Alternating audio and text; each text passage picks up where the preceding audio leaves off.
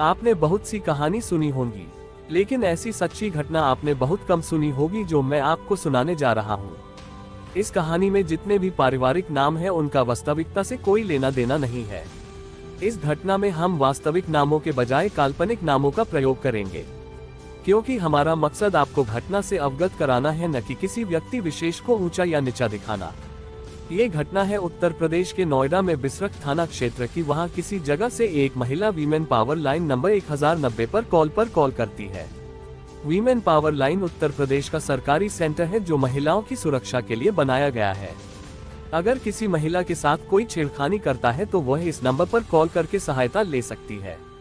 महिला फोन पर कहती है कि पुलिस की तत्काल आवश्यकता है, जितना जल्दी हो सके बस आप भेज दीजिए।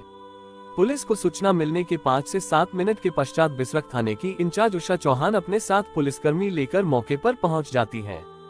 वहां पहुंचकर वह जो देखती हैं उसको देखकर हैरान रह जाती हैं, क्योंकि बात ही कुछ ऐसी थी कि एक कम उम्र की लड़की जिसकी उम्र 14 या 15 साल है, उसका पेट सामान्य से ज्यादा बड़ा है।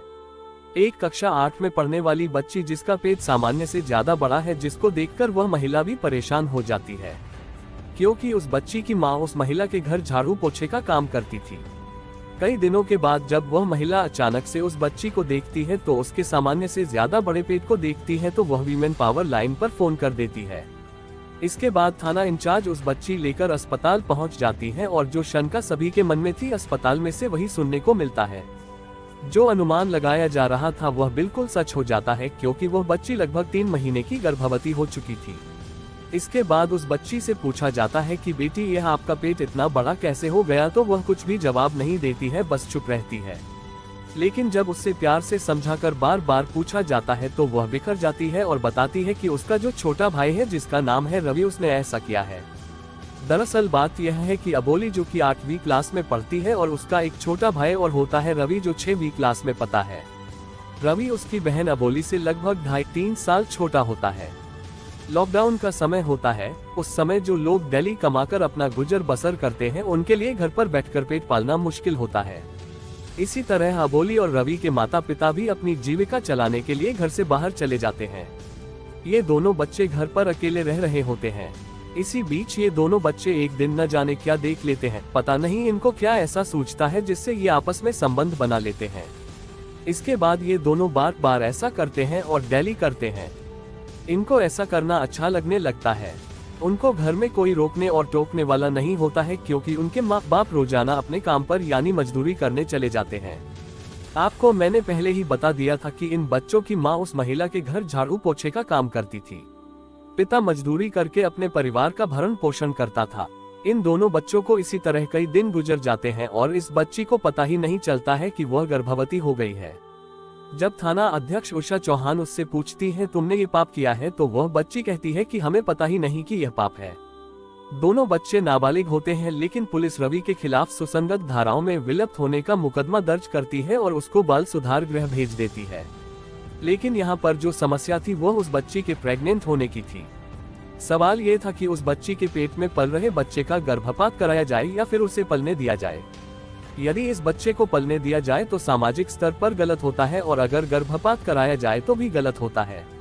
इसके साथ साथ एक बड़ी समस्या ये भी थी कि अगर बच्ची का गर्भपात कराया जाए तो कम उम्र होने के कारण बच्ची की सेहत को भी खतरा था। बच्ची के माँ बाप के पास ज्यादा समय नहीं था, क्योंकि 20 दिन बाद गर्भपात करना बहुत खतरनाक हो जाता।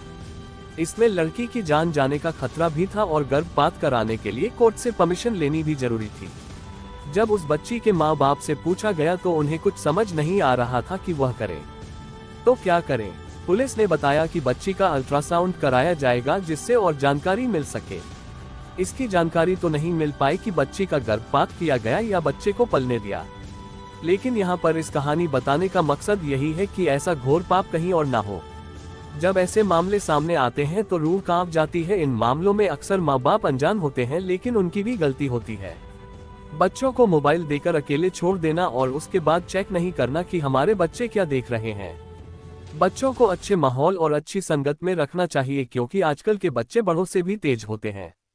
बच्चे जैसे जैसे बड़े होते हैं नई चीजों के बारे में जानने की कोशिश करते हैं और जो घर में देखते हैं वही करने की कोशिश करते हैं। माँ बाप को चाहिए कि जब भी कभी ऐसा काम करें तो बच्चों के सामने ना करें।